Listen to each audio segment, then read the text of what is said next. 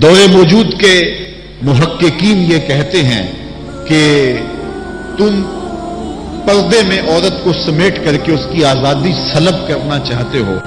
واجبی سا پردہ کافی ہے، لیکن چہرے کا، ہاتھوں کا اور دیگر جو ہے وہ کچھ اعضاء کا پردہ ضروری نہیں ہے. اور صرف عورت کا پردہ، مخصوص اعضاء کا پردہ شریعت نے دیا ہے. آپ کو مختلف چینل پر بیٹھے ہوئے ایسے لوگ نظر آئیں گے جو اس بات کی اس نازک دور میں تبلیغ کرتے ہیں جب عورت پہلے ہی بے پردہ ہو چکی ہے. عورت پردے میں لپٹتی چلی جا رہی ہے اور اس کی نہ آنکھیں نظر آ رہی ہیں نہ ہاتھ نظر آ رہے ہیں، اور اس کے لیے جو ہے وہ کوئی ایک راستہ بھی باقی نہیں بچا. تو پھر تو کوئی یہ تبلیغ کرے تو سمجھ آتا ہے کہ ہو سکتا ہے کسی جو ہے وہ تحقیق کے تحت یہ بات کر رہا ہو. جب عورت اپنے لباس سے بھی باہر ہوتی چلی جا رہی ہے تو اس وقت یہ تبلیغ کرنا کیا معنی رکھتی ہے سوائے کسی ایجنڈے کے تحت، اور اس کے پس منظر میں کچھ ہمیں دکھائی نہیں دیتا ہے. تو وہ کہتے ہیں کہ چہرے کا پردہ نہیں ہے، ہاتھوں کا پردہ نہیں ہے، پاؤں کا پردہ نہیں ہے. شاید وہ اس بات کو جو ہے وہ سمجھنے سے قاصر ہیں کہ یہ محارم کے لیے ہے. عورت کا مخصوص اعضاء کا پردہ تو اس کے باپ سے بھی ہے، اس کے بھائی سے بھی ہے، اس کے محارم سے بھی ہے، حتیٰ کہ بیٹے سے بھی ہے. لیکن یہ جو اعضاء ہیں ان کا پردہ بھی عورت کے اوپر لازم ہے، چونکہ جو شر پیدا ہوتی ہے وہ چہرے سے اس کا آغاز ہوتا ہے. تو میں ایک بات کہا کرتا ہوں کہ یہ جتنے دلائل ہیں ان دلائل کے جواب بھی علماء نے دیے ہیں. یہ ساری بحث کی جا سکتی ہے. میری مائیں بہنیں تصور کر لیں کہ سیدہ فاطمہ تو زہرا کا پردہ کیسا ہوگا، تو ان کے تصور میں حیا میں لٹی ہوئی فاطمہ دکھائی دے گی. بلکہ سیدہ فاطمہ تو زہرا سے جب پوچھا گیا کہ عورت کا صحیح پردہ کیا ہے، انہوں نے کہا کہ عورت کا صحیح پردہ یہ ہے کہ وہ کسی مرد کو نہ دیکھے اور کوئی مرد اس کو نہ دیکھے.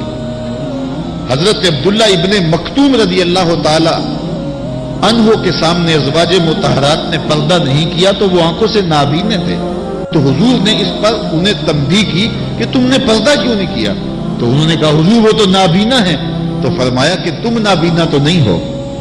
تو پردہ مرد سے بھی ہے، جہاں فتنے کا امکان بھی ہو شریعت نے وہ راستہ ہی مسدود کر دیا ہے تاکہ کل کوئی فتنہ کھڑا نہ ہو جائے.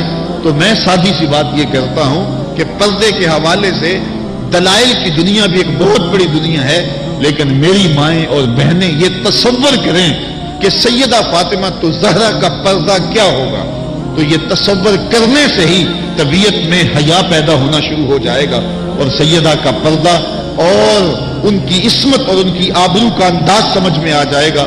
حضرت اسماء بنت امیس رضی اللہ تعالیٰ عنہ فرماتی ہیں کہ میں سیدہ فاطمہ تو زہرا کے پاس بیٹھا کرتی تھی اور انہیں سب سے زیادہ فکر اس بات کی تھی کہ زندگی میں تو عورت اپنے پردے کی حفاظت کر لیتی ہے، لیکن مرنے کے بعد جب پٹڑے پہ چارپائی پہ اسے ڈالا جاتا ہے تو اس کا جسم جو ہے وہ جنبش کرتا ہے اور وہ مختار نہیں ہوتی ہے، تو اعضاء دکھائی بھی دیتے ہیں، اعضاء کی حیت بھی سمجھ میں آتی ہے.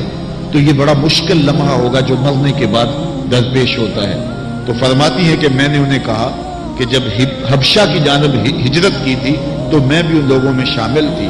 تو میں نے وہاں حبشہ میں دیکھا ہے کہ چارپائی کے چاروں پایوں کے ساتھ شاخ باندھ دیتے ہیں اور پھر ان کو درمیان میں جوڑ دیتے ہیں اور اس کے اوپر کپڑا ڈال دیتے ہیں اور یہ ایک ڈولی بن جاتی ہے. تو کہتی ہیں جب میں یہ بات بتائی تو سیدہ بہت زیادہ خوش ہوئی. کہا یہ تو ایک بہت اچھا طریقہ سمجھ میں آ گیا جس سے مرنے کے بعد بھی عورت کے پردے کی اور اس کے جسم کی حفاظت ہو سکے گی، کسی کی نظر نہیں پڑے گی.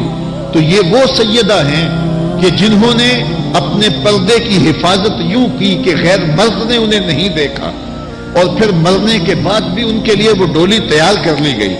رات کی تنہائیوں میں ان کا جنازہ پڑا گیا، اور یہ وہ پاک دامن خاتون ہے جن کا آنچل مہر و ماں نے بھی نہیں دیکھا ہے. اور جب قیامت کا دن ہوگا تو حضرت سیدہ فاطمہ تو زہرا 70,000 خواتین کے جلو میں نکلے گی تو آواز آئے گی یا اہل الجمع غدوا ابصارکم لأن فاطمہ بنت محمد حتی تمر، اے لوگوں نگاہیں نیچی کر لو، محمد عربی کی بیٹی کی سواری گزر رہی.